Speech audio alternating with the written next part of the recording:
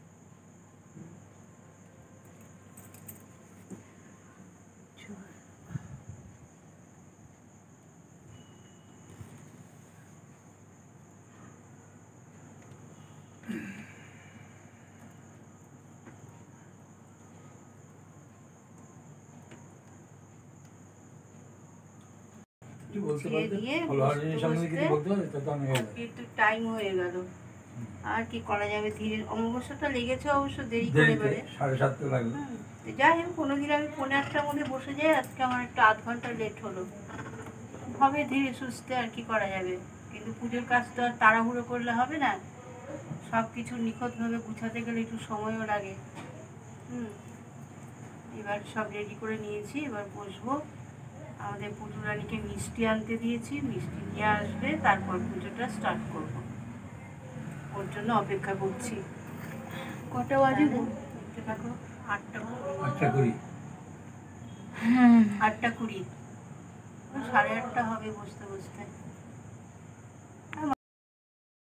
বিষ্ণুই নমঃ। এতৎ সম্প্রদানায় ওম ক্লীং শ্রীমৎ দক্ষিণা কালিকা ওই নমঃ।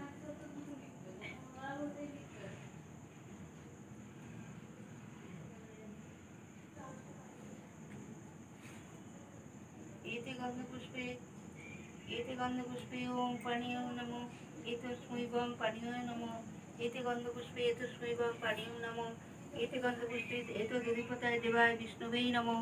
एतत् सम्पदानाय ओम क्लीं श्रीमद् दक्षिणा कालिका वै नमः।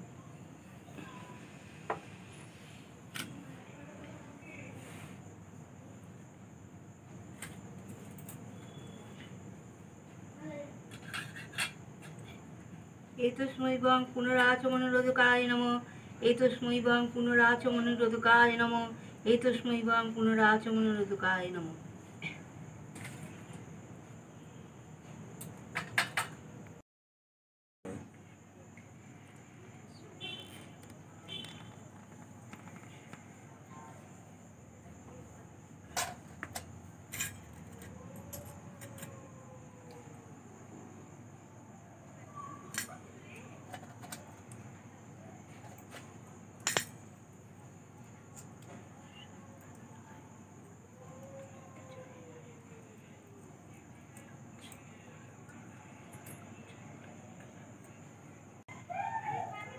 দেখো আজকের অমাবস্যার পুজো এখন সমাপ্ত হলো, ঠিক আছে, বেশ ঘন্টাখানিক লাগলো আর কি।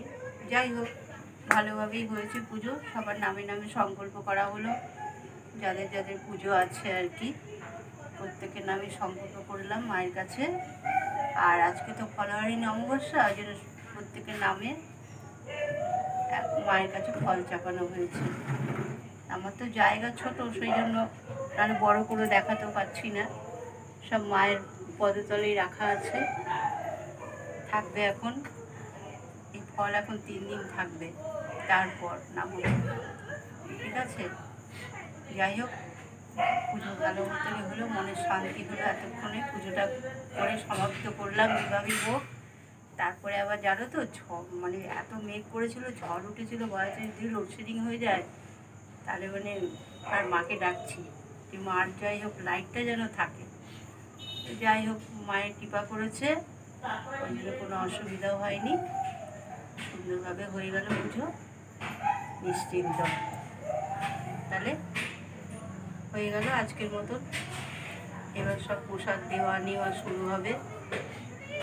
প্রসাদ নিতে আসলে কাউকে আবার দিয়ে আসতে হবে বাড়িতে, এই চলবে আর কি। এখন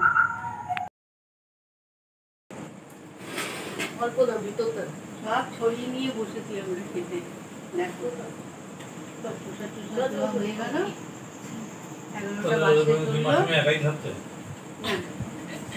আমরা সবাই বসেছি, এদিকে মেয়ে, ওদিকে বড় নাতনি।